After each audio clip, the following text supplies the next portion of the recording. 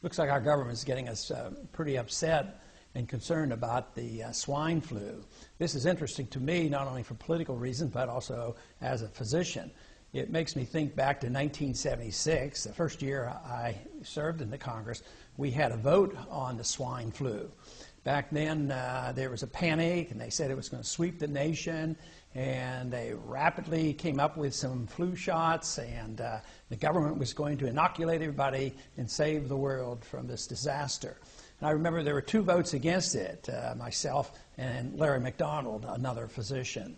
It turned out, though, that our instincts were correct. Not only did we object to it because we didn't think the government should be in the medical business and making these medical decisions, but it turned out that the instincts were absolutely right because the flu came and the flu went and 1 person died, except for those individuals who died from getting the flu vaccine. And over 25 people died just from getting the vaccine, and many got ill from it until finally they had to suspend the whole program. But here we are once again, the swine flu coming up, and everybody's panicking. And this is not to downplay the seriousness. Some people have died. Some people might die yet.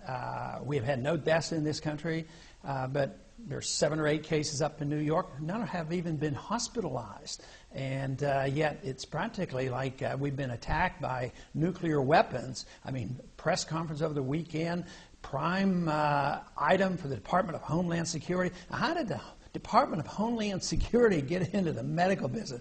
You know, it just is totally out of control on what they think we should do. But, you know, trying to put this in a perspective, I checked to find out how many cases of tuberculosis we had last year. We had about 13,000 cases of tuberculosis. Now, that's a serious disease. And also, the last time they recorded the number of deaths in this country was in 2006, and there were 644 deaths from tuberculosis. Now, I hate to even bring that subject up to try to put this in a proper perspective, because maybe tomorrow they're going to quarantine everybody in the world coming into this country to watch out for tuberculosis. And all these things are very serious. The big question is, does a bigger government always solve these problems? They usually make things much worse. So all I'm asking people to do is step back and think for a minute rather than rushing and panicking and taking advantage of opportunities like this. This is what happens, whether they're economic problems or medical problems. The people who love big governments take advantage of this. And in the Department of Homeland Security, she's really not acting outside the prerogatives of that department. And one of the reasons I voted against it, it's an open-door invitation to deal with medical problems.